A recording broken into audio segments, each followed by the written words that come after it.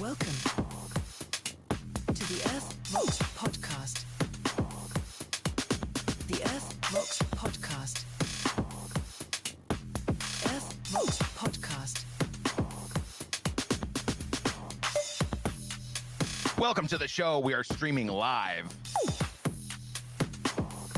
on X, YouTube, Twitch, and hopefully Rumble. I was trying to look it up. It didn't appear right away, but neither did the stream on Rumble. Or, I mean, on YouTube. So hopefully it's going out. Send me a message if you can find it. I know they advise that you have this little placeholder video that I have here now. And I think it's probably so that the stream can catch up. But, oh, damn it, I forgot my bunny ears. There. Bunny ears. To commemorate the holiday of that bunny rabbit that died for our sins and was crucified by somebody. We don't mention their name because we get banned on social media. No, I'm really not like that. Of course, it wasn't a bunny rabbit. Anyway, we all know we all know what Easter is about theoretically, and perhaps some offensive content later on in the show about the. You know what? I'm just going to get into it now because I always believed. Well, I shouldn't say I always believed, but I found it easy to believe that a lot of our Christian holidays were connected to pagan holidays. And I didn't even like intentionally research this. I just came across it. And the context was because it's sort of widely agreed upon in maybe conspiracy theory circles that Easter is based on the pagan celebration of the spring equinox. And maybe that's true, maybe it's not true. The believability of that theory, to me, comes from history reporting that many of the Christian leaders at the time used the celebration of those pagan holidays to sort of introduce the unwashed masses, you know, the pagan barbarians, that they're celebrating the resurrection of Christ, or they're celebrating the birth of Christ during the winter equinox, which falls around the same time that we celebrate Christmas, as well as Easter falling around the same time that the spring equinox was celebrated by the pagans. And then I saw, oh, there's this ancient pagan god called Easter. And that's really where we get the name Easter, to celebrate our holiday. So then I just threw it into a quick Google search and found this pretty awesome breakdown from a person who calls themselves a history major. And I like it. So I will share it with you now. The question is, what is the connection between the ancient pagan god Easter and the Christian holiday of Easter? R. Grade Dunbar responds, absolutely none, because there was no ancient pagan god or goddess named Easter or anything like it. The Christian holiday is named Pascha, the Greek for Passover, or some variant thereof in almost every language on earth. It was even called Paskan in Old English, the language of the Anglo-Saxons, where the paganism sort of comes from. Pascha was its name for 4 centuries before anyone in the Christian world ever even heard of the Angles or the Saxons. Quote, Easter comes from the Saxon name for the month of approximately April, Eostermonath or Budmonath, Bud month. The Germanic people didn't name their months after deities, but after seasonal and agricultural events. It wasn't until the Normans forced the Julian calendar on the English, the Saxons, in the 12th century that the latter started referring to the whole Paschal season, Easter through Pentecost, as Easter, after their name for April in their abolished calendar. This is the best part, the sole source for the idea of a Saxon goddess named Eoster comes from Bede, a philosopher, or whatever, historical pontificator. But he was writing over a century after the Saxons had converted to Christianity. And he was engaging in what was then a very popular form of intellectual masturbation, speculative etymology, typically for didactic effect. In the exact same passage, he made some other claims about other Saxon month names and festivals being derived from the names of supposed old Saxon gods. And we now know for absolute fact that he was absolutely wrong in all of his speculations. But, and this is where his analysis ends, it caught on because, in my opinion, it's anti-God, anti-Christianity. And these are the things that we need to get rid of, theoretically, to usher in the global New World Order. This is why the CCP hates devout religions.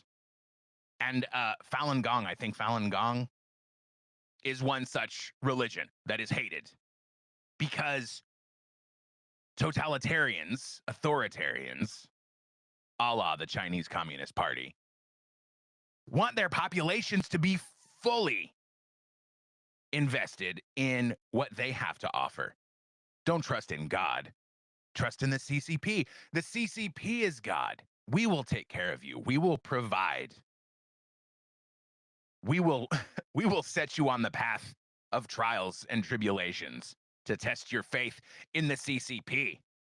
And if we find your faith to be waning, then off to the gulag with you.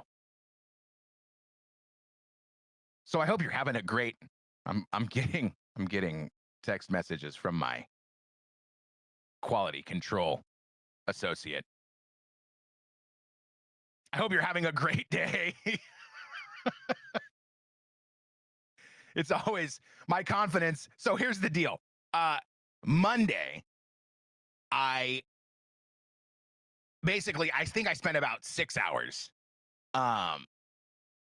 reconstructing everything to get myself, as I mentioned last week, to a place where I can do all this for free, stream for free, host guests for free, produce a fantastic show for free. And it didn't happen. And I ultimately arrived at the conclusion that I'm just going to have to spend some money, and that's fine. I think I achieved the results that I wanted to achieve, and to me, it's worth spending the little bit of money that I have to spend to make it all happen. But I still jump into this every day, and I think it's probably a good thing, with a little bit of shaky confidence that it's all going off the way I intended it to go off. And it's not a big deal. I think most of you listen on the audio, which is great. I'm a fan of audio only. But I'm investing a lot of time and resources into getting this stream out on all the popular streaming platforms because I think it's awesome. So I hope you're finding the stream on YouTube and X and Twitch and now Rumble and following, giving me a thumbs up, giving me a like, writing me a nice comment because it helps the algorithm. It boosts the show. And I'm relying on all of you for your help in that regard.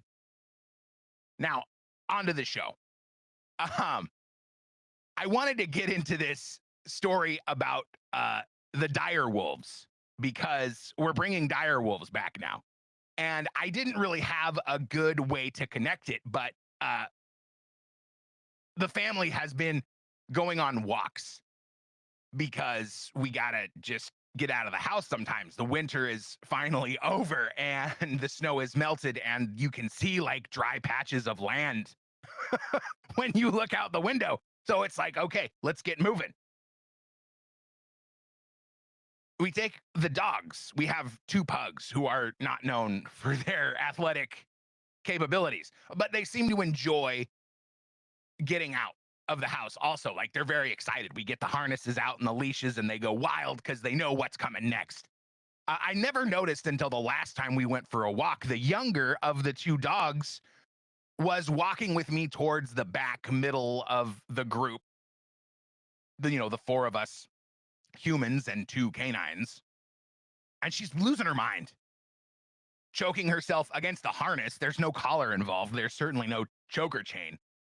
And it was because she wanted to lead the pack. And I thought, okay, cool. There's, she thinks she's the alpha and she has to be in front. Whatever, that's fine. No big deal. But then I started remembering what I learned about wolves and their hierarchy and the way they structure themselves when they're traveling. And I thought it was really interesting to learn that, I'm going to pull it up on Google. Let me see. I shouldn't be doing this. I should have saved the results that I found before because I hate trying to pull this stuff up at the last minute, only because sometimes it doesn't work out. Now, see, this is giving me different results. The initial information that I got said that wolves will allow weaker or injured animals to lead the pack and set a pace that everyone can travel at, an easier, more manageable pace. And I immediately thought, this sounds like propaganda, because what sort of survival of the fittest type organization would allow their weakest and sickest animals to lead the way? That's not how nature works. Nature says if you can't keep up, you're getting left behind. But it definitely makes sense in the context of taking my pugs on a walk, because that little pug that wanted to lead the way is definitely a little on the slow side, if you get what I'm saying. But ultimately, I had to pick her up in my arms and carry her to let her know that I'm leading the pack. I am the specialist and most injured in this pack, literally. And I will set the pace for the walks. But this became a perfect story or setting or whatever, opening monologue to get into talking about the dire wolves, because I'm feeling a very sort of Michael Crichton-y, Jurassic Parky vibe from this whole concept of, hey, let's bring back prehistoric monsters. I mean, have you seen, like, remember Game of Thrones? Game of Thrones is like the last sort of popular culture representation, I would say, of a dire wolf. But this was very sensational this week. Scientists have brought back dire wolves. And what's next?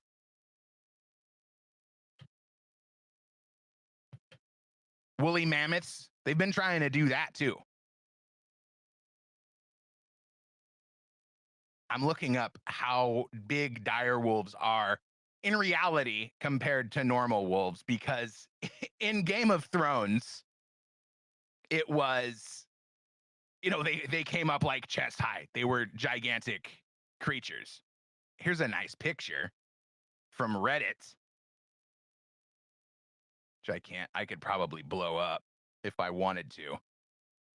The largest, most aggressive Canidae lived 35,000 years ago. So according to Reddit, which is packed with misinformation and propaganda and narrative driving bots, unfortunately. I like Reddit to read about video games and movies and comedians and other funny, sort of it's like my junk food. I get on Reddit for my junk food information. A timber wolf shoulder height comes to 2.5 feet with a body length of about 6 feet from nose to, I'm assuming, tail. A dire wolf has a shoulder height of 3.5 feet with a body length of 8 feet, considerably bigger. The AI overview, courtesy of Google, says dire wolves were larger than modern gray wolves, though not by a massive margin. They weighed between 125 and 175 pounds compared to gray wolves, which typically weigh 66 to 145 pounds. Dire wolves were also stockier and more robust, with larger skulls and teeth. Oh, good. Just what we needed. You know, it really wasn't that long ago that we were killing all of the wolves everywhere because they were too dangerous. They killed and ate people. They destroyed people's ranches, killed all their livestock. I know I shut my camera off so I could wipe my nose, because even though I haven't had any runny nose issues for weeks, naturally something's got to happen once I turn the camera on, because that's just the way it is when you're making anything. So my initial thought on the dire wolves was, what are we doing here? But now I found this article from the BBC because I was doing a little bit of research, a little bit of show prep. And BBC has this headline: experts dispute claim dire wolf brought back from extinction. Victoria Gill writes, there is a magnificent snow white wolf on the cover of Time magazine today, accompanied by a headline announcing the return of the dire wolf. This now extinct species is possibly most famous for its fictional role in Game of Thrones. I swear I didn't read this article before I brought it up. No, it was this. I mean, this is just how it jives with modern culture, right? But it did exist more than 10,000 years ago when it roamed across the Americas. The company Colossal Biosciences is behind today's headlines. It announced that it used, quote, deaf genetic engineering and ancient DNA to breed 3 dire wolf puppies and to de-extinct the species. But while the young, oh my God, but while the young wolves, Romulus, Remus, and Khaleesi, represent an impressive technological breakthrough, independent experts say they are not actually dire wolves. And do you even really need to read any farther than the names that they wrote or that they came up with for the dire wolves? Khaleesi, of course, we know who Khaleesi was. Emilia Clarke's character from Game of Thrones. Remus, you know Remus? I mean, that's a little bit more of a throwback, but Remus was the werewolf professor. Spoiler alert, by the way, if you haven't consumed the Harry Potter content, then I think this spoiler is kind of on you. And Romulus, I bet Romulus is the name of another wolf in history, or at least, media culture. It's also the name of a planet from Star Trek. I won't deny. Zoologist Philip Seddon from the University of Otago in New Zealand explained the animals are genetically modified gray wolves. Colossally publicized. Wait, what? Oh, Colossal Biosciences is the name of the company. Publicized its efforts to use similar cutting-edge genetic techniques to bring back extinct animals, including the woolly mammoth and the Tasmanian tiger. It's a publicity grab. So while we may have dire wolves, what they are calling dire wolves, it's not really dire wolves. We're genetically modifying gray wolves to make them bigger and scarier and more able to function, I suppose, better suited to cold temperatures. You know what I think they're being used for? They're going to set them loose in Antarctica. They're breeding security for Antarctica.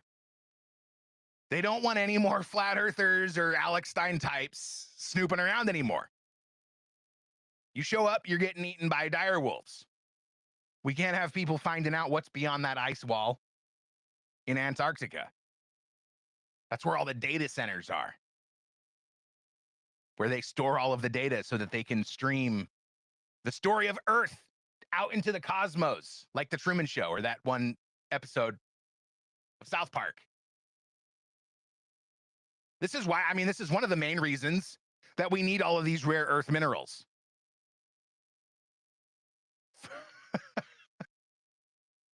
for the servers and the equipment to sustain the simulation.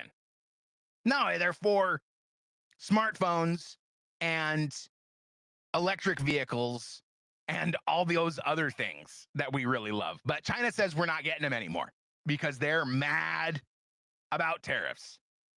And I found this article from CNBC.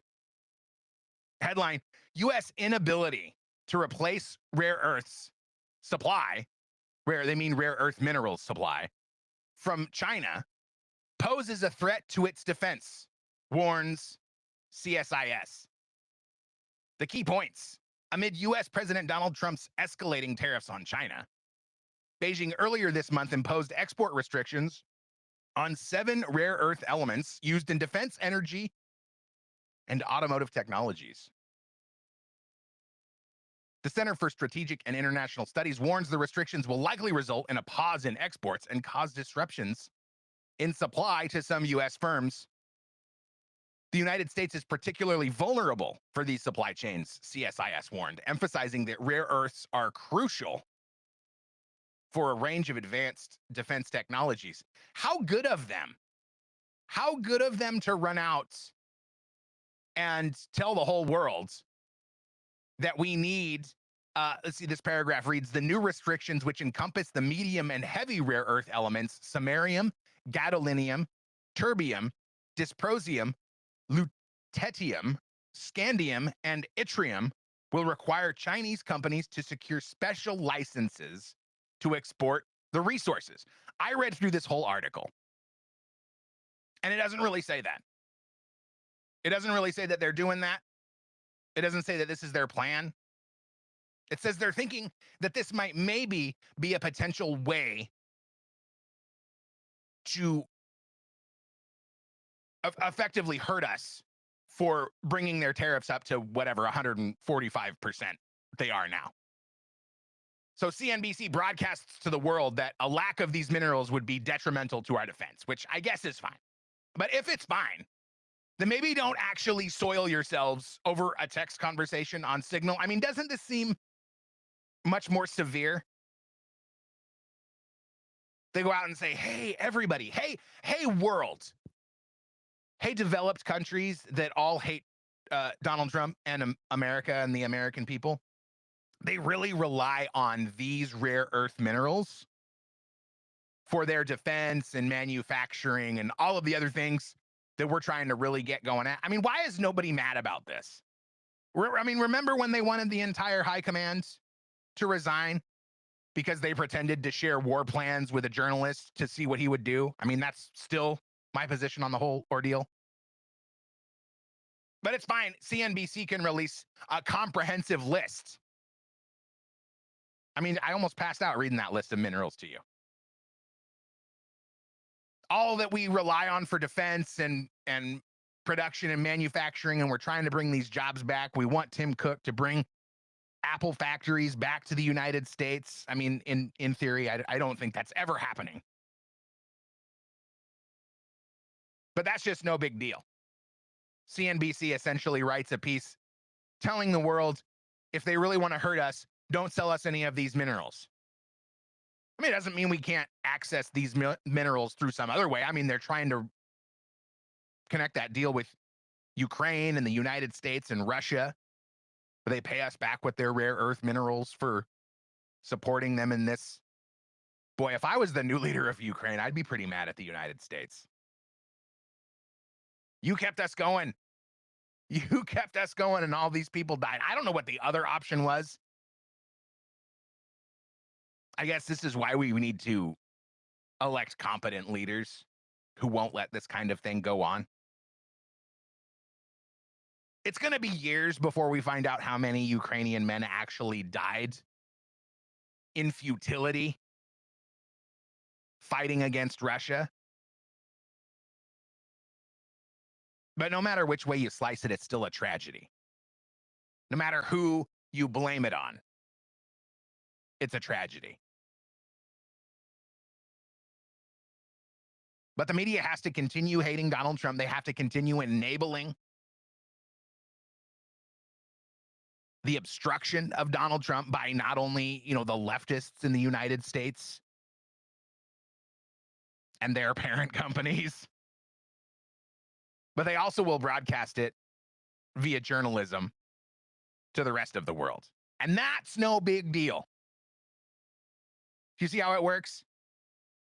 But when Trump tries to cut off government funding and close other agencies that are supporting the dissemination of all of this propaganda, well, then he's Hitler's protege. And by the way, why don't, why aren't the Democrats in favor of this? Why don't they want to bring manufacturing back? I mean, you can find the videos. You can find videos of Nancy Pelosi talking about what a tragedy it is to be offshoring American jobs.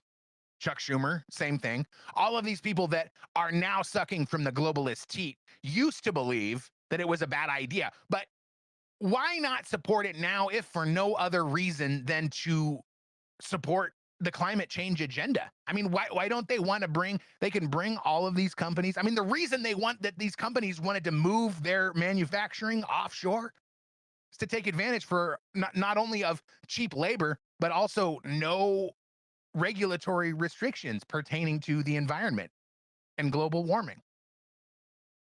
And now they're all in favor of that. Yeah, China, go ahead, pollute as much as you want. India, help yourself. No big deal. Blast it all into the atmosphere and the drinking water, and nobody cares. Because they're fake liars. I'd be firing the person from CSIS that was talking to CNBC and telling them all of these stories. You go to the press and tell them about all the minerals that we're reliant on. You're out of here. Get out of here. Why isn't that information classified? And I mean, that's another big problem that requires, I mean, I don't know. I don't want to advocate for regulation, but I guess it's not really regulation if you're saying we're classifying too many things. We need to know the truth about what's really going on, which is probably, now that I think about it, the whole reason that they included this Atlantic journalist in the conversation about the war effort against the Houthis. But it doesn't matter what Donald Trump does. I hear jokes about it on the podcast I listen to all the time. I love it. It's a hoot. Trump, go out and say you support something that the Democrats really support, so that they'll stop supporting it. Because it's all they do. It's all they do nonstop. Is go out and obstruct the Trump agenda. And here's a Democrat from California telling us all about it, telling us all about how much time they spend obstructing the agenda that we vote. Every single week, we have a litigation working group where a large group of us, and I'm talking there's maybe 75 members of the House, sit down every single week with the AGs to talk about legal strategy. This is all going on every single week behind the scenes. It is nonstop talk, nonstop introduction of bills and legislation, nonstop being on social media as much as we can without being throttled and without the crazy analytics, and doing all these things. It's throttled and restricted and kicked off of. Have you ever? This lady's clearly never scrolled social media. And why would she? She's an elite. Why would she share? I bet they all have their own social media that none of us know about.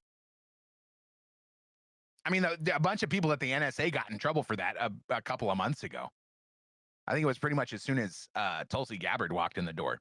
She found these chat rooms and found all of the disgusting things that they were talking about, and a bunch of people got fired. Maybe now they're back on X and Facebook and finding out that it's not a lot of fun there because you get ratioed. And I know the algorithm kind of has a tendency to show you what you want to see, but there's also a fine line that they have to walk, because I guess they've proven through studies that you engage more with posts that make you angry, so they also want to show you things that make you angry, but it's also specifically tailored to you, so that when I scroll, I see all of the Patriots. Duke at Duke3God has the top comment in my algorithm. He writes, imagine all the news headlines if it was Republicans doing shadow government activities like this. And that's the most frustrating part of the whole ordeal, but it's also geared towards agitating us into action, agitating us into violence. That's the goal. It doesn't matter which side is in power. And that's why you see sneaky little headlines like one that we'll go over in a little bit from Fox News, because it happens on both sides, and I'm happy to point it out for you each time it happens. Does that mean that you shouldn't enjoy Fox News? No. Enjoy it all you want. Just remember that they're lying. They're lying to you. And speaking of liars, did you hear about Letitia James? Oh yeah, she's in trouble. She's in trouble. Why? Because turns out she may have participated in a little bit of mortgage fraud. And how ironic. I mean, this is the kind of thing when I hear about a story like this, the thing that immediately pops into my mind is we live in a simulation. That's why these things happen, because it could go no other way. Of course, Letitia James is alleged to have participated in mortgage fraud. When I saved this link, it was an Ingram Angle exclusive, but it's made its way, I think, to the surface, despite all the leftist globalist efforts to keep it suppressed. She writes, GW law professor Jonathan Turley on shocking Letitia James allegations, quote, the irony is crushing. James prosecuted Trump for misleading financial statements. You know what? Let's just watch it. Well, obviously, the irony is perfectly crushing. This is a person who prosecuted Trump for everything short of ripping a label off a mattress. And among the charges that were brought in New York, in not just the civil but the criminal case, was making false or misleading statements to financial institutions. And one of these sections, Section 1014, of the federal code, is prosecuted. It took me about 60 seconds of a search to find cases that the Department of Justice brought against people who falsely claimed that property was their principal residence in order to get loans. So this is well-tread areas for the Justice Department. As for James, if we apply the Letitia James standard that she created, there'd be little question here. This seems pretty straightforward. What the administration is saying is this was not her principal residence. In fact, as a New York elected official, she had to say that her principal residence was in New York. This was an out-of-state residence. But also, they claim that in some of these forms, she actually states that her father is her husband in order to file as a married couple. So there's a lot of those questions. And as you know, the Supreme Court just stated earlier in March in a case called Thompson that they want to see knowing false statements under sections like 1014, not just misleading statements. These are misleading statements. Either it's your principal residence or it's not. Or it's not. Either you're married to your father or he's your father. So they can this can satisfy the Thompson standard. I wonder if they and by they I mean the powers that be, the deep state, the shadow governments. I wonder if they told her, you get Trump or we're going to prosecute you for these claims. Because she didn't just lie to get the loans. I'm sure they would have given her the loan. She lied to get more favorable interest rates. Because the bank doesn't want to give you a great interest rate if you're buying a vacation home. They say, oh, you want this loan to wallow in excess? I'm sorry. If you own a vacation home, I think that's friggin' awesome. And power to you. But that's because you're listening to this show and I personally love you. So please hit the like button, hit subscribe, follow the show, and share it whenever you can. Letitia James lied to get a better interest rate, which is what exactly, maybe not exactly to the note, but pretty damn close to exactly what she accused Donald Trump of doing with his overvaluing of properties. Is what he was alleged to have done. They all fancied themselves real estate experts in that trial. Just apparently didn't know that you can't lie on a mortgage application and say that of course they knew. Of course they knew. Why does the bank want to know if you're going to make this your primary residence? Because if it's going to be your primary residence, they'll cut you a little bit of a deal because they're so benevolent, these banks. However, if you're going to be financing a second home or a third home or vacation home, then they're going to want a little extra piece because obviously you can afford it because you have multiple properties. And think about it what you want. But the bank wants a cut. They always want a cut. How much of a cut depends on what you're going to use that property for. And as he said, if her primary residence was really in Virginia, then she would be ineligible to be the Attorney General of New York and go after Donald Trump and other, no doubt, innocent business people in New York.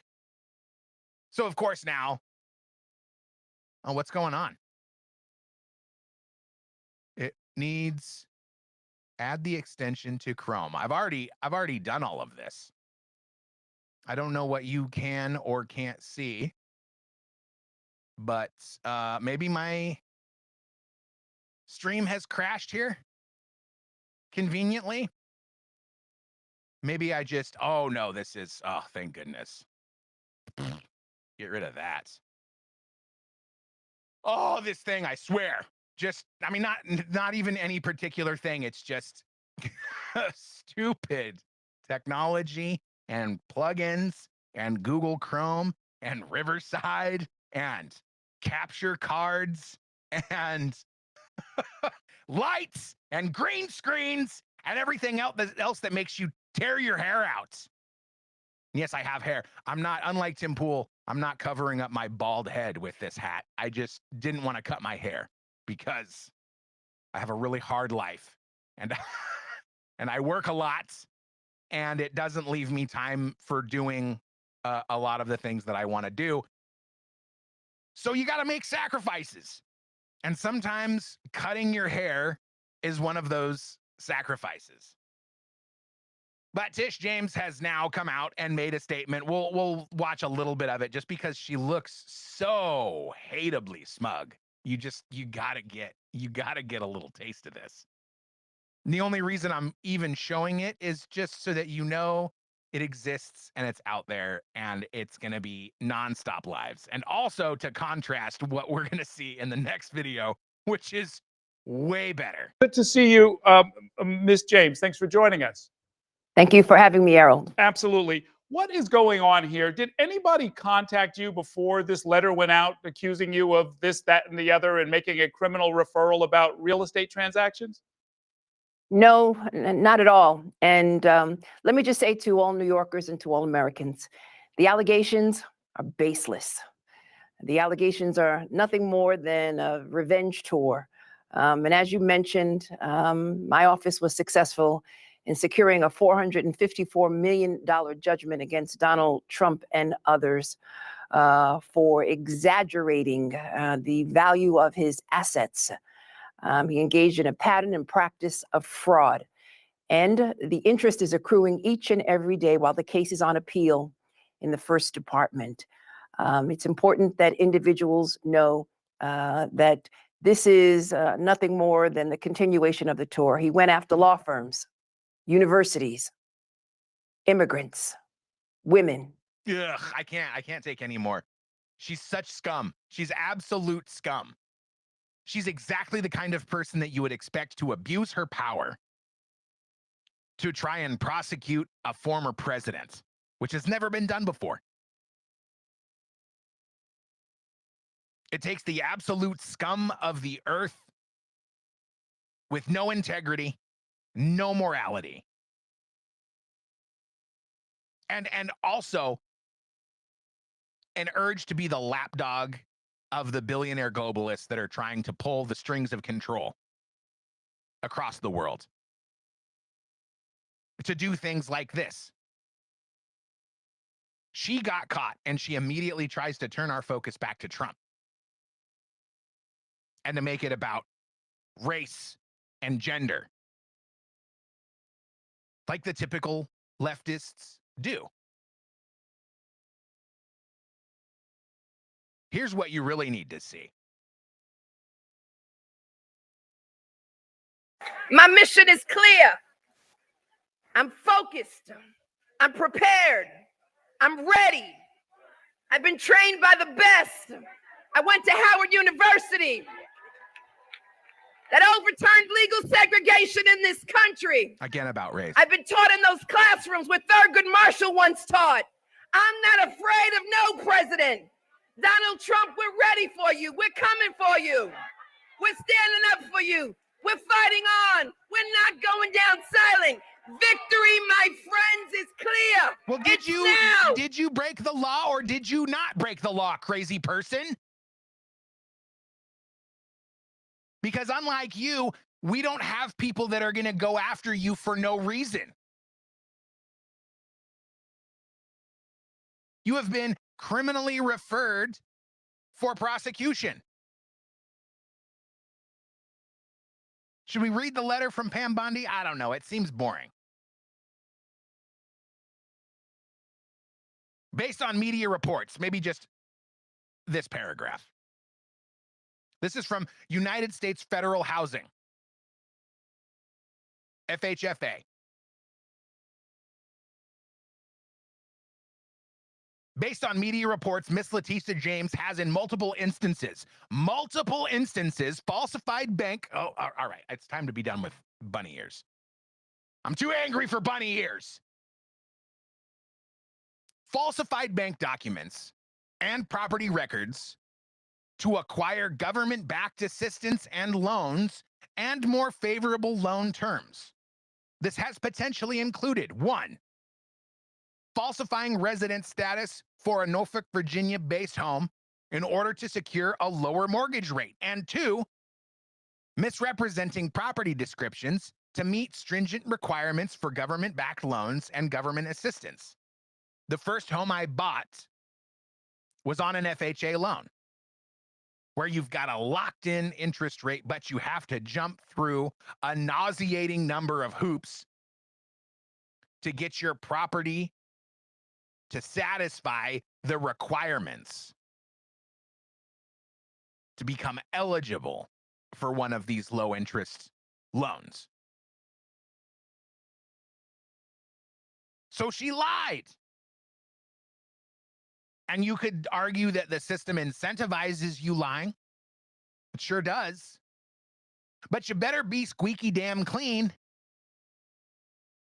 if you're going to try to get away with this stuff after you've tried to prosecute a president. See, they all thought it was going to work. Letitia James, Tanya Chutkin, Alvin Bragg. Who was the one down in Fannie Willis down in Georgia? They all thought their efforts were going to keep Donald Trump from getting elected. They thought that they were going to be able to stop him from even being allowed to run. And they took a chance. And now they're in big trouble because they lied. They broke the law. They're criminals. They're the scum of the earth. They're terrible people. And they're stupid, horribly stupid. The stupid criminals are the ones that get caught. The smart criminals are in the United States Congress. Because that's, I guess, where you end up, that or Hollywood. You go to Hollywood and they'll put you on a rocket ship and send you up into outer space. Who cares about that? What? Katy Perry and Lauren Sanchez and whoever else cares went up into space, which people argue isn't even really space.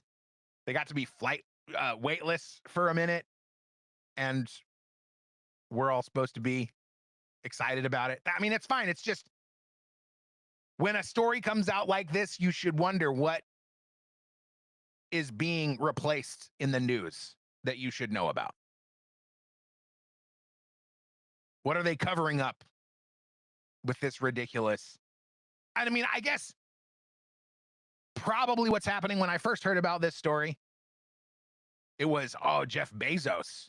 He's going to space too. Hey, everybody, if you really want to be a fan of somebody that has rockets, now that Elon Musk has been ordained a Nazi or determined to be a Nazi, now we can all celebrate Jeff Bezos and his aerospace achievements with this all-female flight crew that just went up really high and floated there for a sec and then came back down to Earth. Who cares? How is this a big story in the news, like, for at least 3 days?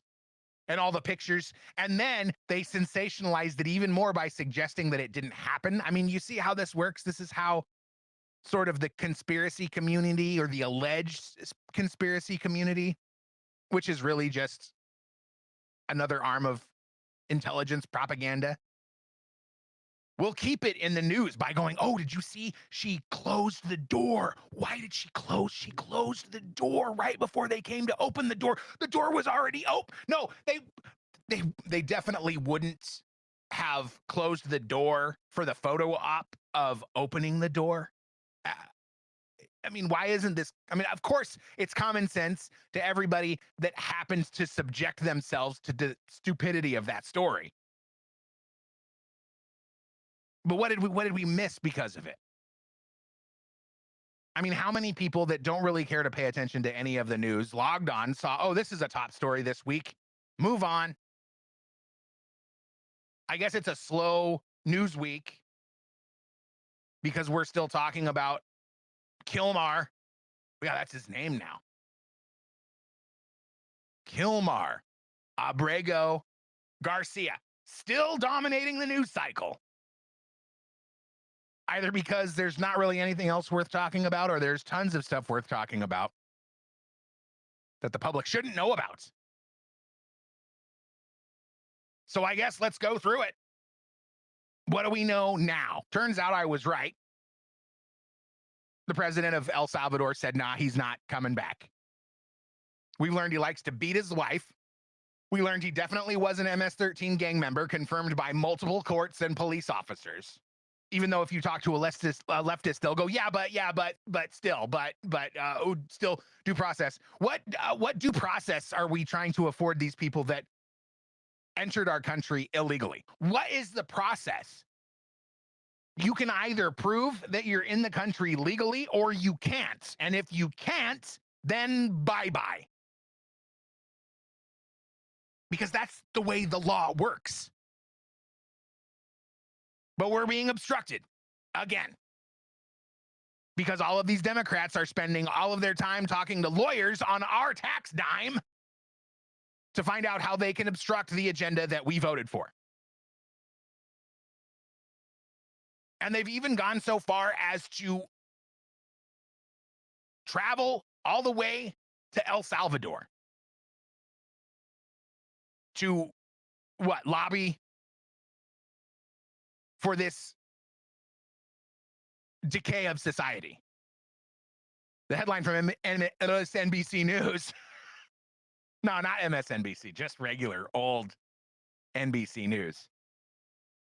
Maryland senator says he will travel to El Salvador on Wednesday to push for Kilmar Abrego Garcia's release. Senator Chris Van Hollen of Maryland went to go rescue the Maryland man. Have you noticed that?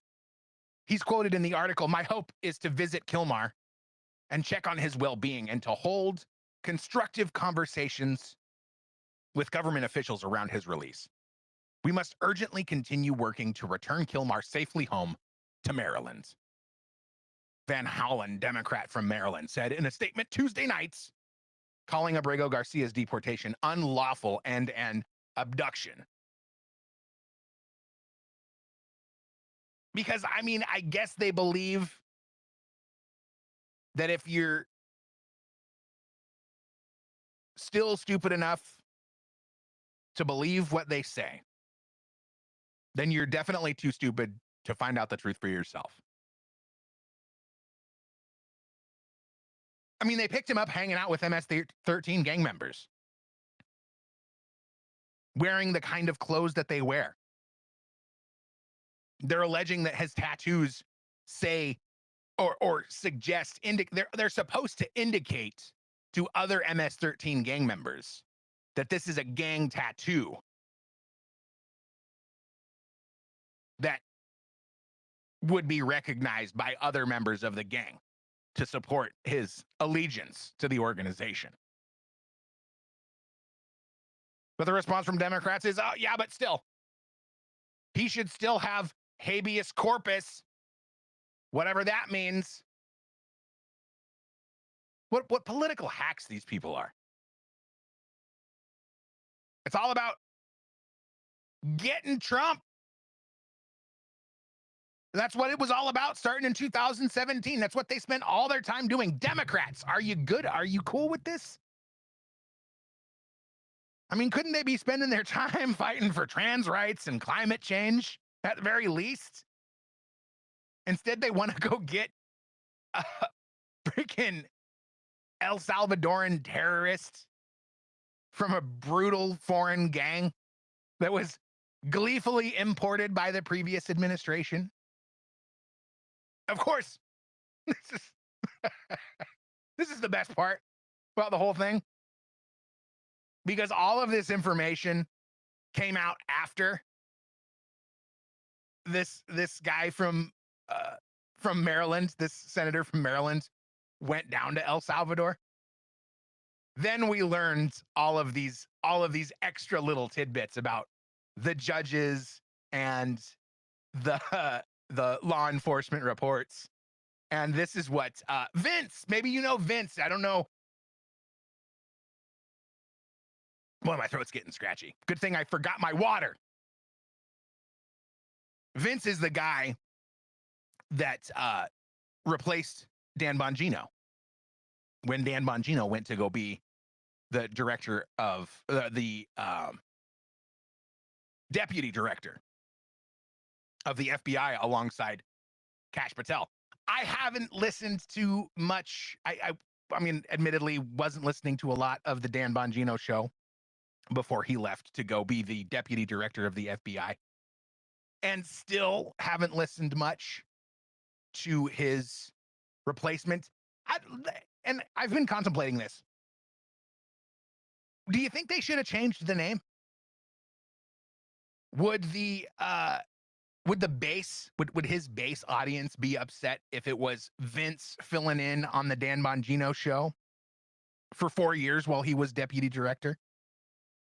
I feel like that kind of would have maybe helped the success of the show a little bit. It's, I mean, I give it a probably 7.5 out of 10 in the hands of Vince. He's not bad. I think he's fine. He reminds me a lot of Tucker. Here's what he had to say about the MS-13 terrorist. Violating the Logan Act. Look at this. So the Logan Act says any citizen of... Oh, wait, no, that's right. This is about Chris Van Hollen getting in big trouble for going to El Salvador to begin with. Violating the Logan Act. Look at this. So the Logan Act says any citizen of the United States, wherever he may be, who, without authority of the United States, directly or indirectly, commences or carries on any correspondence or intercourse with any foreign government or any officer or agent thereof, with the intent to influence the measures or conduct of any foreign government or of any officer or agent thereof, in relation to any disputes or controversies with the United States, or to defeat the measures of the United States, shall be fined under this title or imprisoned not more than 3 years or both. So now you tell me, is Chris Van Hollen violating the Logan Act? Is he violating the Logan Act? Because this is what they accused General Flynn of doing. General Flynn, the incoming national security advisor to the president of the United States, was merely having conversations with foreign diplomats, foreign dignitaries, as the incoming national security advisor. The American people had spoken. They chose President Trump. President Trump chose the people who worked for him, including General Mike Flynn at the time as his national security advisor. So in other words, Mike Flynn wasn't violating any law. Flynn was working on behalf of the people who just voted for Trump. He was doing the bidding of the American voter. And yet here, you have Chris Van Hollen, kind of seems open and shut. He's violating the law. Absolutely yes. Absolutely yes. Let's pull up the chat. Is he violating the law here? Logan Act. Violate? I think he is. Because then this is the sad part about the whole ordeal. Michael Flynn was supposed to be Trump's ace in the hole. He was supposed to be his guiding light through the swamp of DC. And Obama and the swamp rapidly made sure that he wouldn't be able to be that person for Donald Trump by sabotaging the administration as it came in. And they sabotaged it by closing, I think it was 2 Russian embassies, really pissing off the Russian government so that they made phone calls to Michael Flynn, which the deep state was able to use against Michael Flynn as evidence of Russian collusion between the Trump administration and the Russian government, which was, of course, all debunked. But this is one of the main reasons that we got such a flaccid Trump administration the first time around. So is anything going to happen to Chris Van Hollen of Maryland? I don't think so. I have a hard time believing that anything will. I think it, but it's already served its purpose, I think. First of all, it was an epic troll from Trump. I mean, a few days after they announced the plans to liberate this Maryland man, this information drops from Will Chamberlain. This came out much earlier in the week. He writes, "Let's tell another story about Kilmar Abrego Garcia. This one has to do with his lawyer, Simon Sandoval Motionberg." Love that name. And how a Fourth Circuit judge and the entire media effectively got duped into underplaying the evidence that Abrego Garcia was in MS-13. Today, AG Bondi, this was from the 16th, 4 days ago. Today, AG Bondi released the underlying gang field interview sheet, GFIS, related to Abrego Garcia's detainment in 2019, along with other documents. In the GFIS, the police officer attests that when Abrego Garcia was arrested, he was hanging out with multiple confirmed MS-13 gang members. And that a confidential source independently identified Abrego Garcia's membership in MS-13, along with his rank and moniker in the organization. I will repost this on my X feed, at earthvox on X. Check it out and give me a follow while you're there, so that you can see these documents.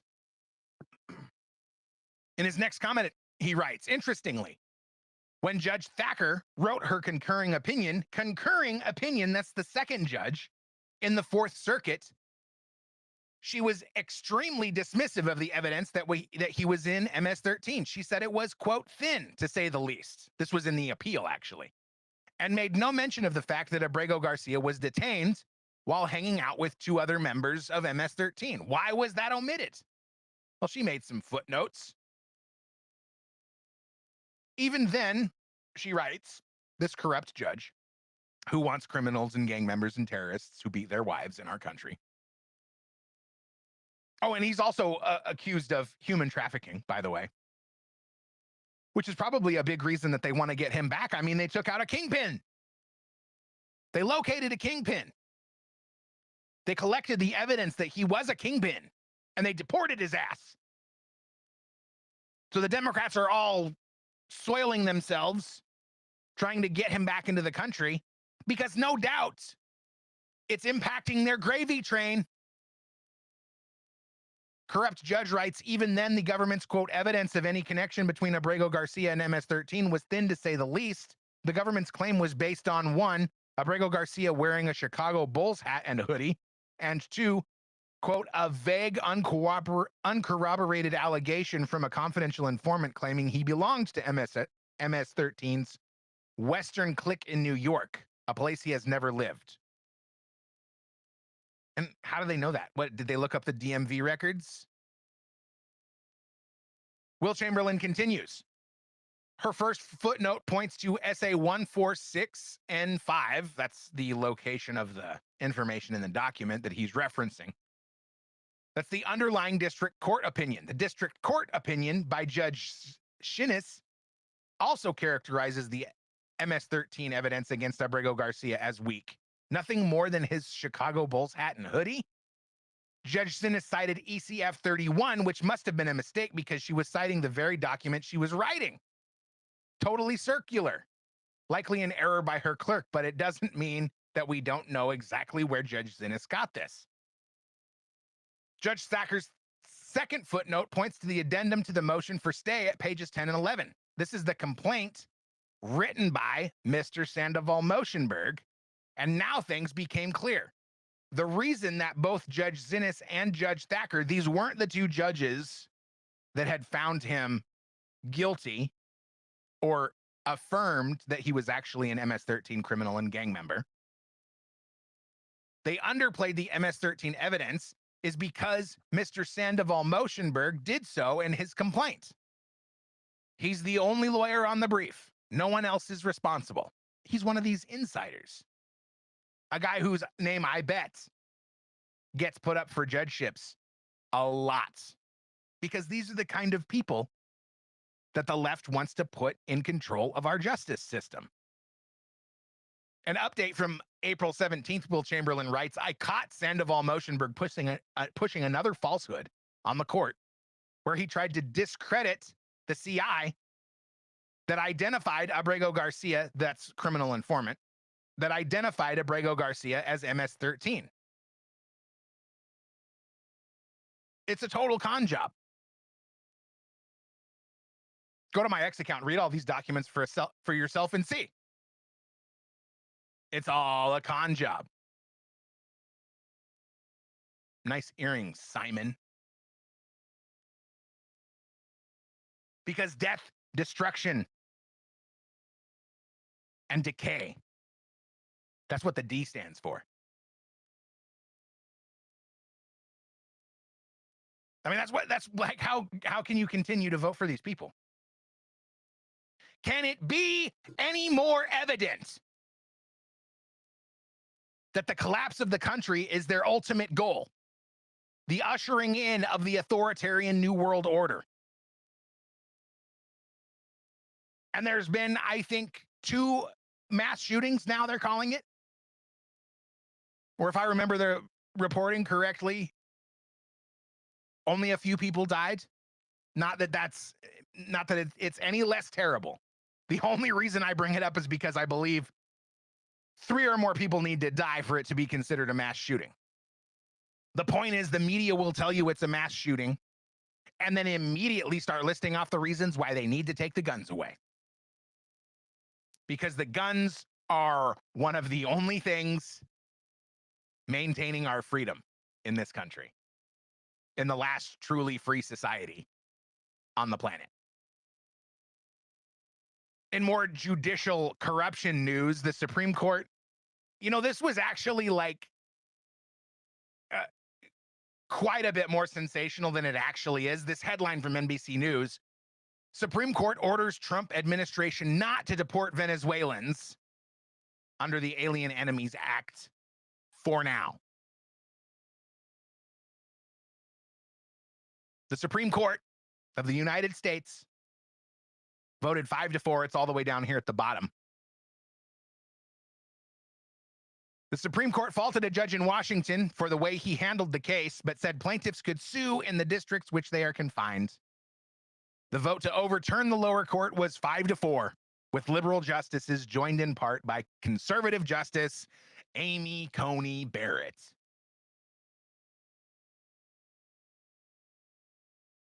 And really, her cowardice and her selfishness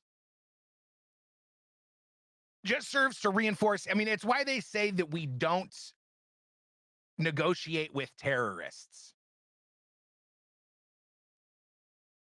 Because when you negotiate with terrorists, you put everyone else at risk. You empower them.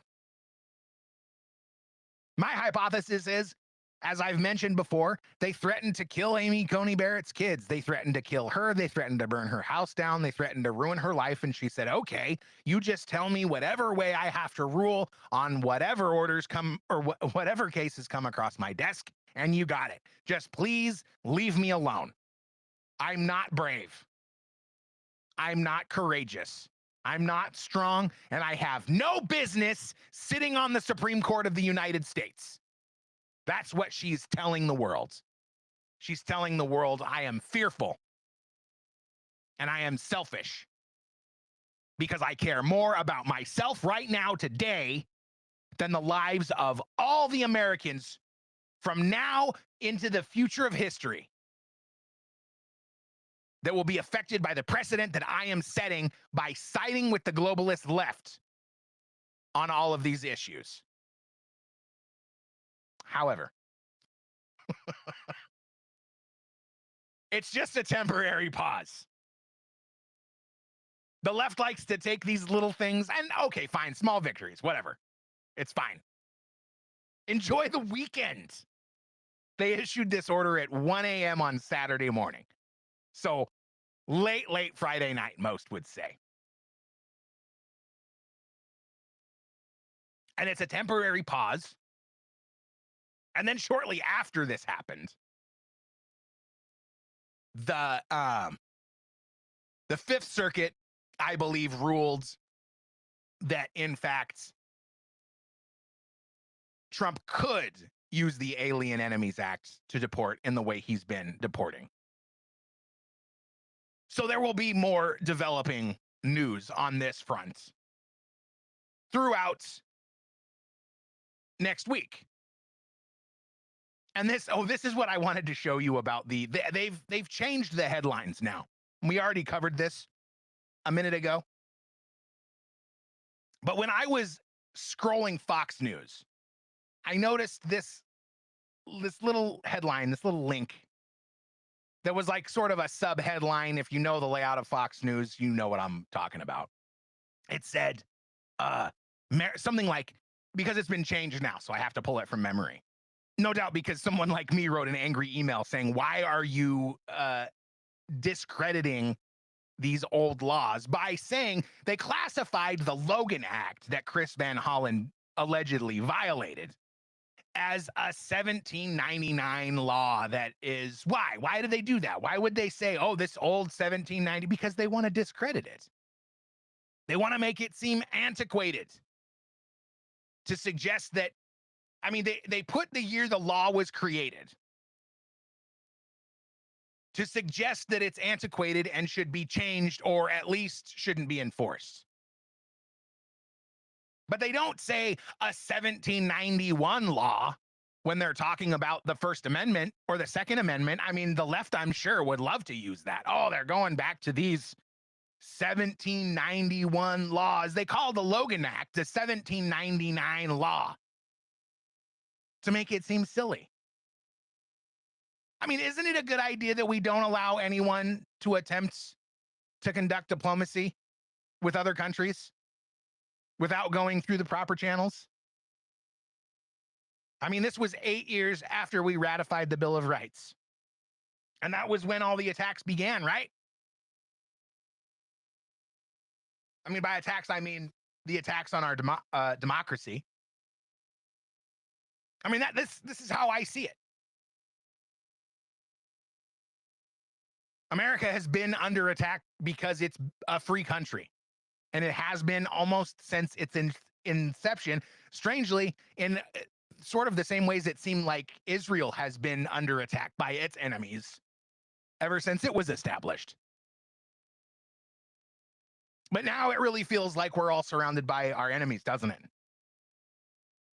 If it doesn't, it should, because I really feel like that's what's happening. So what do you think? Do you think, I mean, do you think Trump should be disregarding these ridiculous orders? Yeah, it's just a pause on deportation, but they didn't, oh, my foot got caught on my headphone cord. That was exciting. Check out the video on on X and Twitch and YouTube and hopefully Rumble. Man, I really hope it went up on Rumble. The reason that the Supreme Court gave to pause these deportations was like nothing. It was just stop because there's a case before the Fifth Circuit asking you to stop. Pathetic. Something needs to be done. Maybe a judge needs to be arrested. I mean, just one, make an example out of him. Maybe that's too extreme. I don't know. I'm not a professional. I scream into a microphone. I mean, a politician or a professional. Damn it. I mean, somebody needs to put the brakes on. It's getting out of control. I mean, the positive note is that we're seeing it exposed. Now we just need to decide what we want to do about it. I think the Trump that I voted for would keep enacting his agenda, the agenda that we voted for, and let the courts litigate his actions. Because if they're, I mean, what are you supposed to do? When a judge is not only making those, what did they call them? Universal injunctions, which are completely unconstitutional. If a judge is making orders illegally,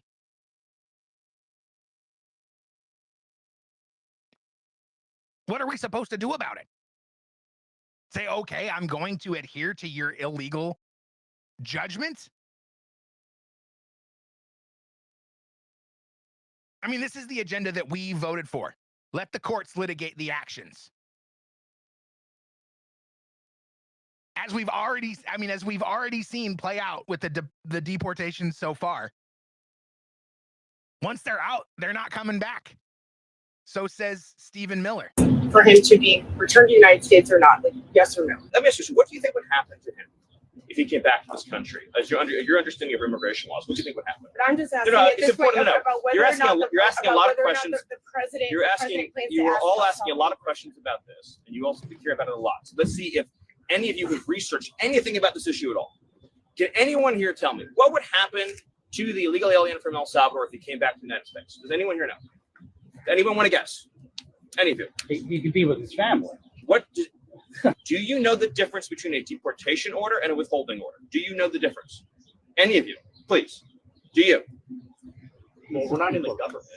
But you couldn't even spend 72 hours over the weekend learning the distinction, even though you've been writing and talking about it this whole time. What I'm getting from this conversation, which is educational for me, is that not one person in the media knows the difference between a deportation order and a withholding order. Is that a fair statement? You're learning about this all for the first time right now? I guess so. Okay. So a deportation order means the judge has said he must be deported from the country. He has no right to remain here any longer. He must be removed from the country. So his only options are to be deported to his home country or another country. That's it. There's no other option. He doesn't get to stay here. He doesn't get to live here. He has no future here. He has no right to be here. He's an illegal alien. So when you keep saying return, because you've been spun up by the open borders advocates, you all seem to be operating under the illusion that he would be able to come to the United States and just continue to live here illegally. That's not an option available to him. His only choices in life are to live in El Salvador or to live in another country. That's it. There's no other option, legally or otherwise, because he came to our country illegally. Do you understand that? He would be arrested. He'd be put in confinement. He would be deported the second time to El Salvador again, because there's no withholding order for an alien who's a member of a foreign terrorist organization, number one. Number two is the gang that he's a member of doesn't exist in El Salvador anymore. So what you're asking for is to be deported twice. But additionally, if we chose to pretend, just pretend that the withholding order was real, he would be deported to a different country. So, for example, he could be deported to Egypt. So I'm just trying to understand, is it your view, in other words, you define a country that would be willing to take a MS-13 member from El Salvador. So I'm trying to understand from you all is, so if he came back and under our laws, he was then deported to Egypt or to Somalia, would you then be saying, great, I'm so glad that you deported him to another country? Is that what you'd all be saying? That's a really disturbing precedent, what he's talking about. They're threatening judges and paying them off. I mean, pay off the corrupt ones, threaten the not corrupt ones, and then I guess kill them, in theory, right?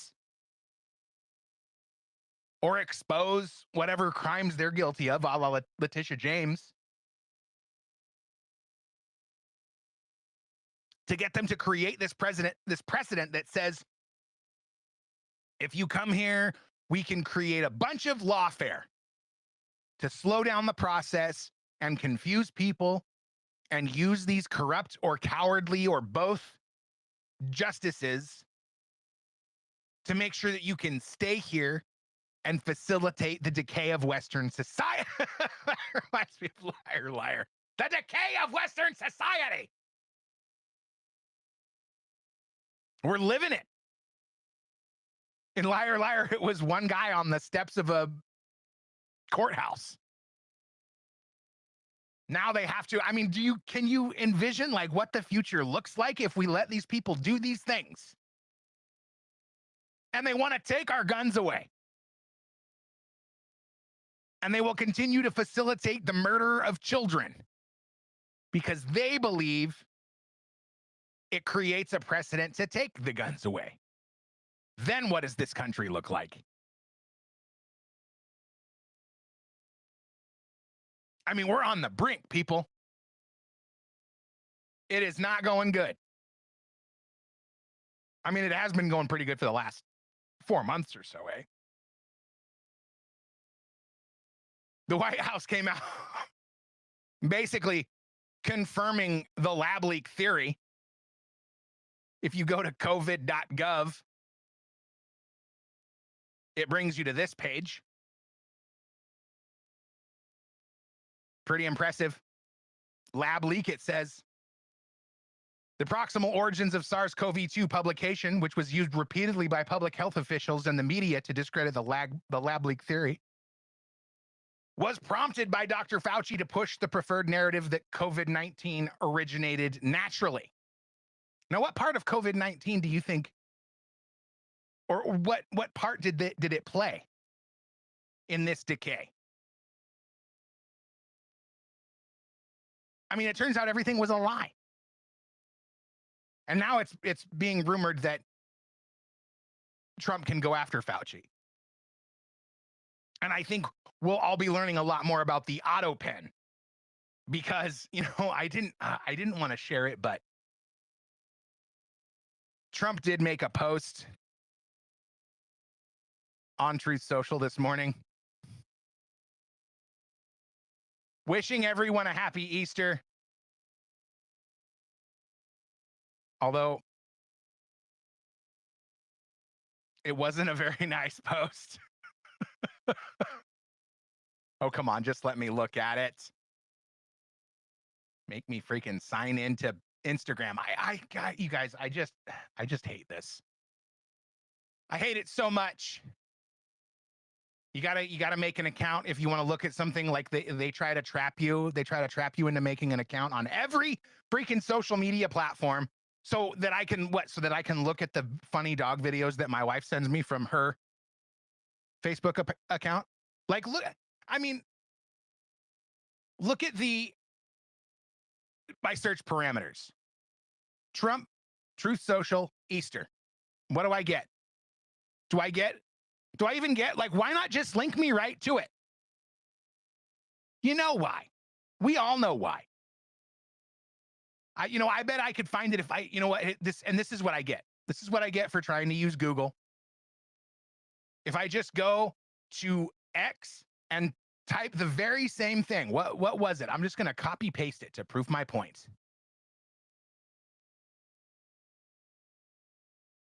Trump, Truth Social, Easter, go. And you know what, Google? This is why people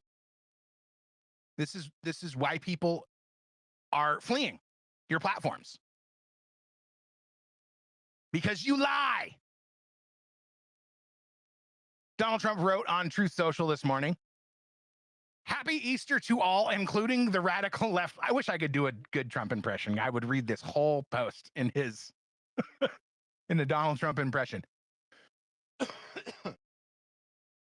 Happy Easter to all, including the radical left lunatics who are fighting and scheming so hard to bring murderers, drug lords, dangerous prisoners, the mentally insane, and well-known MS-13 gang members and wife beaters back into our country. Happy Easter also to the weak and ineffective judges and law enforcement officials who are allowing this sinister attack on our nation to continue. An attack so violent that it will never be forgotten. Sleepy Joe Biden purposefully allowed millions of criminals to enter our country, totally unvetted and unchecked, through an open borders policy that will go down in history as the single most calamitous act ever perpetrated upon America. He was by far our worst and most incompetent president. A man who had absolutely no idea what he was doing. But to him, and to the person that ran and manipulated the auto pen, perhaps our real president, he writes in brackets, and to all of the people who cheated in the 2020 presidential election in order to get this highly destructive moron elected, I wish you, with great love, sincerity, and affection, a very happy Easter. He is the master troller, writes the person that shared this post on X. And he really is. This is why we voted for him. And he also gives the opportunity for the left to hate him for doing these things that we all love. But I think we're going to hear more about the auto pen, because this is one of the things that Trump does well and probably isn't appreciated enough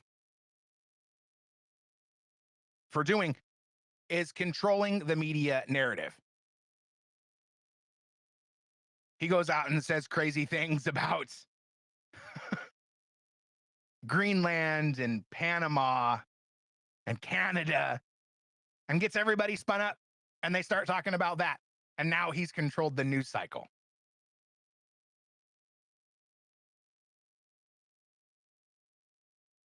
RFK went on Hannity and talked about autism. I have this thread here. It's just not really anything that we didn't already know, right? I guess let's watch some clips. I think the most exciting thing about this is that it's now going out over mainstream news, and they won't dare censor him because they know what Trump can do with the FCC and broadcast licenses. If you go back to just 2016, 8 years ago, it was 1 in 54. If you go to 2000, it was 1 in 150. What was the number when you were a kid, and what do you think is going on? Well, there's really good data on that. There were many studies in the peer-reviewed literature. Probably the most important study was the biggest epidemiological study in history at that time in Wisconsin. It looked at 900,000 kids. It was published in a high gravitas journal, peer-reviewed study, and they found the rate to be 0.7 out of 10,000, so less than 1 in 10,000. If you go back to just 2016. Oh, come on. I thought this was going to be smooth. You know, when you do it on your phone, you only have to unmute the volume once and then scroll through. Not so on this desktop. I looked just, to satisfy my own neuroses. I tried to find the full interview in one clip. 16. Couldn't do it. But still a big thanks to the Vigilant Years Fox ago. for this excellent aggregation of all of these clips. It was 2 years ago, it was 1 in 36. The CDC data that we released. He's talking about autism. I don't know why they've left this out of the clips that they're discussing. He's talking about the frequency and severity of autism in children and how the numbers are rising so dramatically. 2 years ago, it was 1 in 36. The CDC data that we released this week shows 1 in 31, but it's a state-by-state data. And the worst state is California, which actually has the best collection methodology. So they actually probably reflect what we're seeing nationwide. In California, it's 1 in every 20 kids and 1 in every 12.5 boys. And if you look at the minority numbers, which we don't do very well, it's much worse. And the low functioning autism, in other words, people who have full-blown autism, which is about... And there are degrees. Oh, yeah, there are degrees. About 25% of the population of that, kids with autism, about 25% of them are nonverbal, non-toilet trained. They have all these stereotypical behaviors, head banging, biting, toe walking, stimming, and that population is growing higher and higher. So it's becoming a larger percentage. So we're seeing much more, many more cases that are now linked to severe intellectual disability. How can you hear these statistics and not think that we're under attack? 1 in 12.5 boys has autism in California. By the way, the state that has the highest vaccine mandates, I should say. On to the next clip. The media has bought into this industry canard, this mythology, that we're just seeing more autism because we're noticing it more, we're better at recognizing it, or there's been changing diagnostics. Now listen carefully here, because this makes a lot of sense in terms of arguments against vaccines being the cause of autism, or at least contributing to autism cases. The media has bought into this industry canard, this mythology, that we're just seeing more autism because we're noticing it more, we're better at recognizing it, or there's been changing diagnostic criteria. There is study after study in the scientific literature going back decades that says that that's not true. In fact, California legislature in 2013 asked the Mind Institute at UC Davis to look exactly at that topic. They said, is it real, or are we just noticing it more? And the Mind Institute came back and said, absolutely, this is a real epidemic. This is something we've never seen before. But anybody with common sense, Sean, would notice that, because the autism, this epidemic, is only happening in our children. It's not happening in people our age. And if it was better recognition, you'd see it in 70-year-old men. And I'll say this, I want to be very careful when I say it, because I've never seen a person with full-blown autism. I've seen many people with Asperger's and, on the spectrum who are my age. I've never seen anybody with full-blown autism. That means nonverbal, non-toilet trained. It's that you don't see these people walking around a mall because they don't exist in our age. Because they die. I mean, we are getting data. They are investigating it. Where do you think we're going to end up? What is your best guess, hypothesis, theory at this point? Well, President Trump asked me to find out what's causing it. And I'm approaching that agnostically. We are looking at everything we're going to do. We're going to be very transparent in how we design the studies. We're going to farm the studies out to 15 premier research groups from all over the country. And we're going to be transparent about our protocols, about the data sets, and then every study will have to be replicated. We're going to look at mold. We're going to look at the age of parents. We're going to look at food and food additives. We're going to look at pesticides and toxic exposures. We're going to look at medicines. We're going to look at vaccines. We're going to look at everything. Well, that's the quintessential definition of science. And you're going to get to the bottom of it.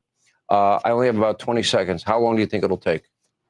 I think we'll have some preliminary answers in 6 months. But it'll take us probably a year from then before we can have definitive answers, because a lot of these studies will not go out until the end of the summer. One really interesting side note to add to that is there's been some very interesting discoveries in fecal replacement therapy, which, yeah, is exactly what it sounds like. Kind of gross. Agreed. Kind of gross. But they've done it and noticed interesting improvement in symptoms. And this was discovered years ago. Now, finally, I have to bring up a story that hits close to home and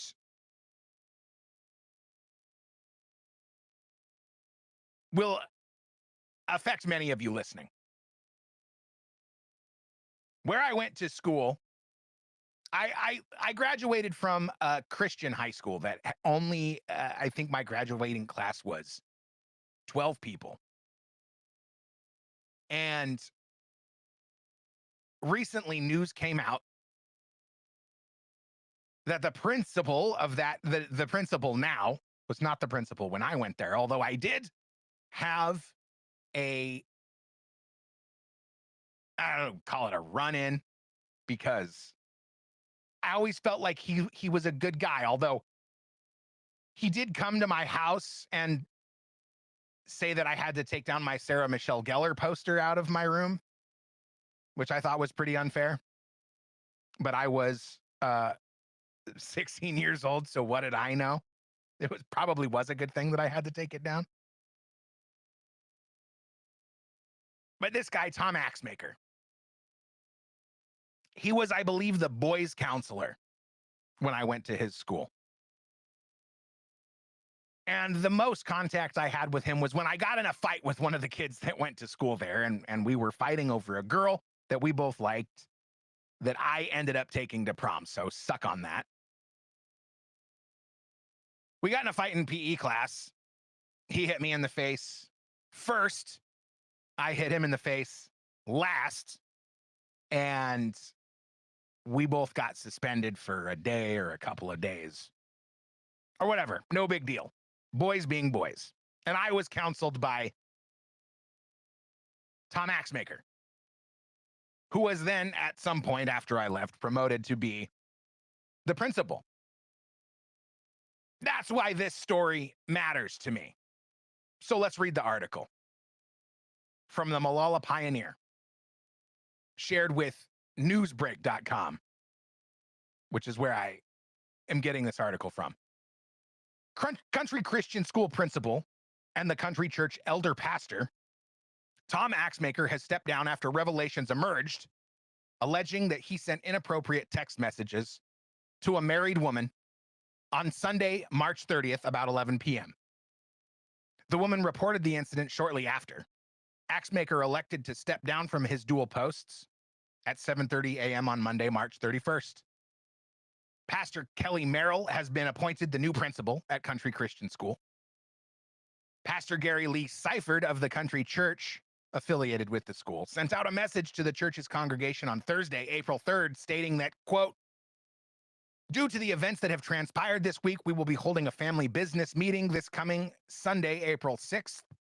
I would like the opportunity to address the congregation and answer any questions that I can.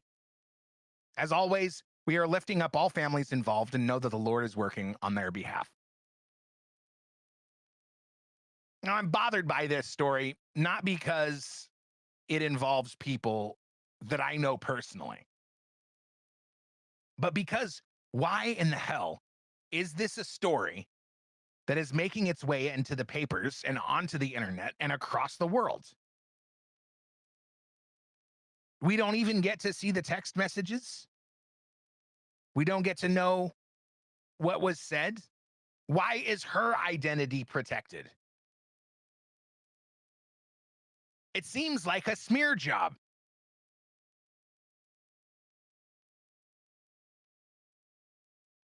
It seems like a story that's being twisted into propaganda to hurt the integrity of the church.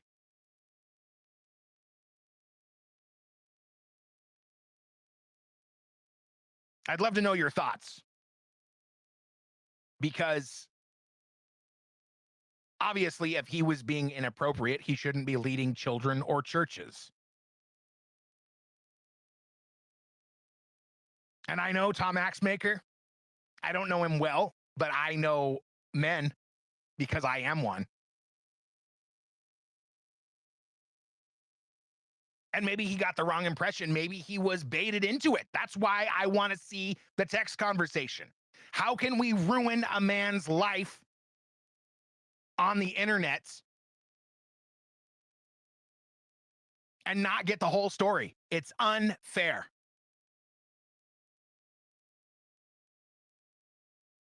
The media is using this story to turn us against him, and they're not giving us the full context because they want us to turn against him. And I'm not okay with it. The media shouldn't be allowed to operate in this way. The full story or no story. That's what I say. The person that wrote this article should have said, your name's going in there, the text messages are going in there, or it's not happening. Because this is not justice. It's not justice to ruin a man's life with no context. We're just supposed to believe that this is what he deserved. And the first comment, another fine Christian. What is this? 11 in 2 weeks. He's referring to all of the terrible stories about Christians that get amplified in the mainstream media.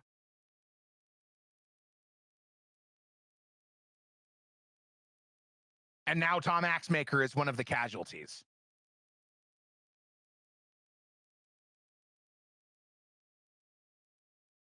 Our religions have to be crucified to demoralize us, to take away our faith, to take away our hope, so that we are more easily crushed under the boot of authoritarianism. This is the reason for the attack on the church and on people's faiths, in my opinion. Make it make sense. Give me your opinions. I would love to hear them. Oh, I guess before I sign off, I will comment on the Carmelo Anthony story. I mean, is it possible? So Carmelo Anthony, not the basketball player, allegedly a track runner, I suppose. I don't know why else he would be at a track meet, stabbing a fellow student. The short version of the story is he tried to take shelter in a tent before it started raining, shortly before it started raining. He was disallowed. They roughed him up. We're going to find out a lot more about it, but he pulled a knife out of his bag told the guy that was roughing him up, if you touch me, I'm going to stab you. Is the abbreviated version. The guy grabbed him. The other guy grabbed him, got stabbed in the chest, died. And it's a tragedy. But the left is trying to turn him into the next Trayvon Martin, the next George Floyd. It's the perfect opportunity to stoke more racial tension, which twists our focus into completely nonsensical things instead of focusing on what we ought to be focusing on. And that's why I don't really feel like devoting a lot of this show to talking about this story. It's not true that his parents went out and bought a $500,000 house with the proceeds from the Give, Send, Go that they raised for his legal defense. It's not true. They're spending some money of their own to rent a house near where the trial is going to be conducted. This is what I've heard so far. They're actually not allowed to touch the money until they can verify that it's going to legal defense, apparently, according to Give, Send, Go. Why aren't these stories super important every time they happen? Because there's way too many people killing each other for the media to cover every story in this fashion. The reason it matters is because it's children, and most importantly, because it's a white kid and a black kid.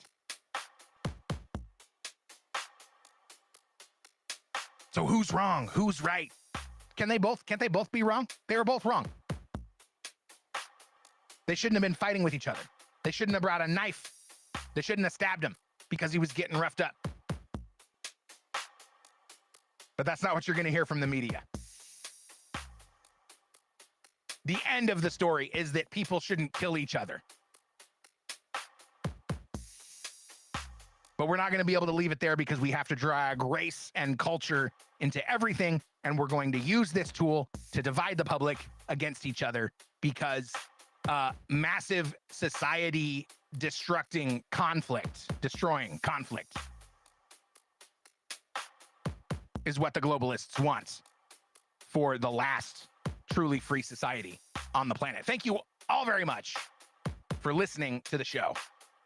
Please engage with me on X at earthvox, on Twitch at earthvox, on YouTube at earthvox, on Rumble, I believe it's the earthvox podcast. You can send me an email, therealearthvox@protonmail.com. You can leave me a voicemail at 701-787-1121. I keep forgetting to drop that in there. I hope you enjoyed the stream today. Check back in Sunday at 11 a.m.-ish. And I'll have another one for you. Boy, I gotta close some tabs here. It's getting out of control. Gotta put up my, if it even exists, go live. Yeah, there it is. Outro video for the win. Thank you guys again. Geez, almost 2 hours and totally free for you to enjoy. So please, please, please share it, like it, subscribe to it. I'll be back.